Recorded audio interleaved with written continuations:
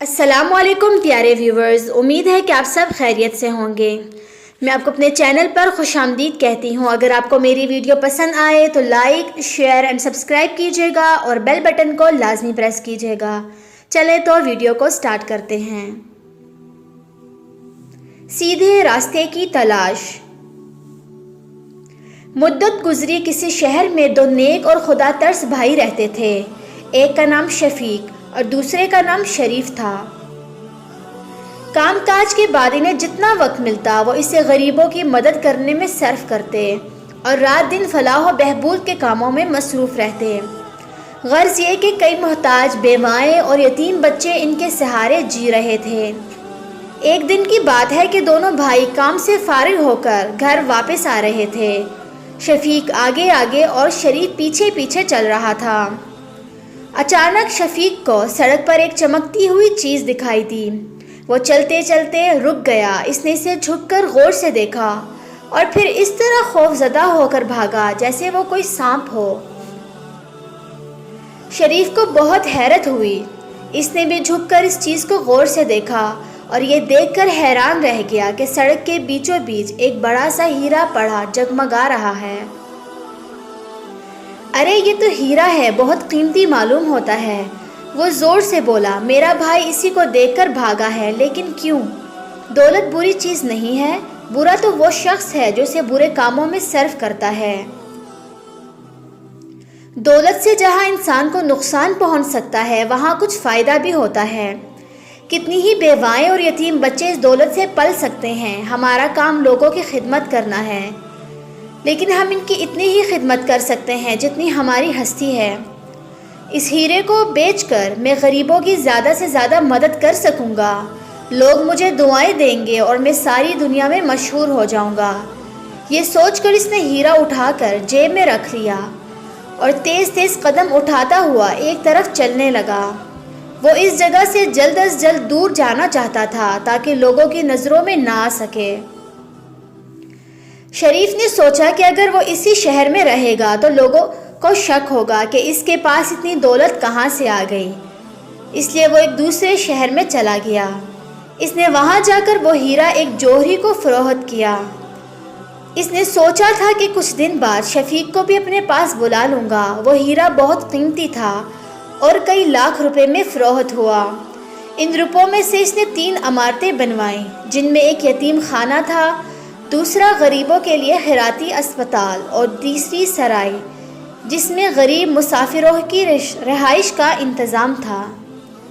تھوڑے ہی عرصے میں یتیموں نے یتیم خانے میں آنا شروع کر دیا۔ اسپتال بیماروں سے اور سرائے مسافروں سے بھر گئی۔ ہر شخص شریف کو دعائیں دینے لگا۔ غرض اس کی نیکی اور خدا ترسی کی شہرت پورے ملک میں ہو گئی۔ کچھ عرصے بعد اسے اپنا بھائی یاد آیا۔ اس نے سوچا معلوم نہیں وہ کس حالت میں ہے، زندہ بھی ہے یا مر گیا ہے۔ میں نے اس کا نام نہیں سنا، البتہ میرا نام ہر زبان پر ہے۔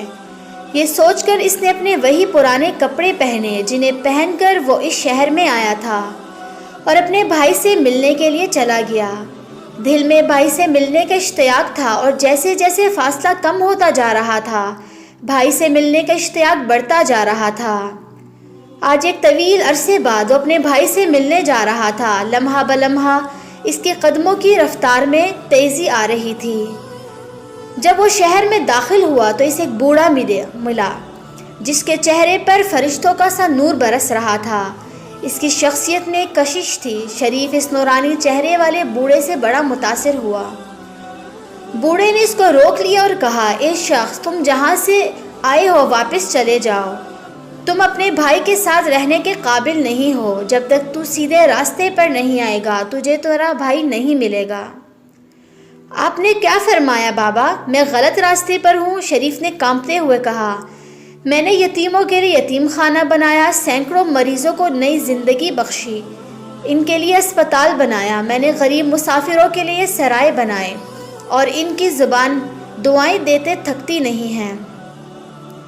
شریف کی باتیں سن کر چند لمحوں کے لیے بوڑھا سوچ میں پڑ گیا، پھر ناصحانہ انداز میں بولا، لیکن ذرا سوچ تو صحیح، یہ سب کام کس کے لیے کر رہا ہے؟ خدا کی خوشنودی حاصل کرنے کے لیے نہیں، تم تو یہ کام اپنی تعریف کے لیے کر رہے ہو۔ نیکی تو وہ ہے جو چپ چاپ کی جائے، اس طرح کہ دایاں ہاتھ دے تو بائیں ہاتھ کو خبر نہ ہو، اسی سے خدا خوش ہوتا ہے۔ یہ کہہ کر بوڑھا چلا گیا اور شریف روتا دھوتا اپنے بھائی کے گھر پہنچا۔ شفیق گھر میں ہی تھا۔ اس نے دستک کی آواز سن کر دروازہ کھولا تو شریف نے میرا بھائی کہہ کر اسے گلے لگانا چاہا، مگر شریف ایک طرف ہٹ گیا اور بولا، بھائی یہ بھی تم دکھاوے کے لیے تو نہیں کر رہے۔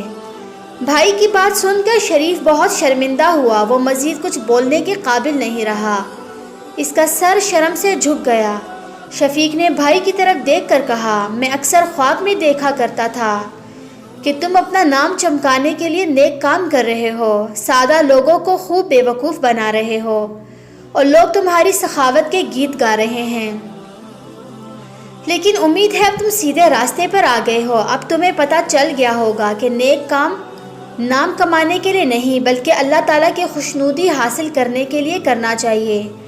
کل رات میں نے تمہیں خواب میں گھر آتے ہوئے دیکھا تھا، مگر میں تم سے اس حالت میں نہیں ملنا چاہتا تھا کیونکہ تم گمراہ تھے۔ راستے میں جو تمہیں بوڑھا ملا تھا وہ میں ہی تھا۔ یہ سن کر شریف پھوٹ پھوٹ کر رونے لگا۔ اب وہ سمجھ گیا تھا کہ جو بھی نیک اور اچھا کام کیا جائے وہ اپنی شہرت کے لیے نہیں بلکہ صرف اللہ تعالیٰ کے لیے کیا جائے۔ شریف کی آنکھوں میں ندامت کے آنسو تھے۔ اس نے بے اختیار آگے بڑھ کر شفیق کو گلے لگایا۔ اب وہ نیک اور سیدھے راستے پر آ گیا تھا۔ سچ ہے جو لوگ اپنی ناموری کے لیے کوئی کام کرتے ہیں بظاہر تو وہ خوش رہتے ہیں، لیکن حقیقت میں وہ خود کو دھوکہ دیتے ہیں، کیونکہ اصل خوشی تو وہ ہے جو کسی لالچ و طمع سے پاک ہو۔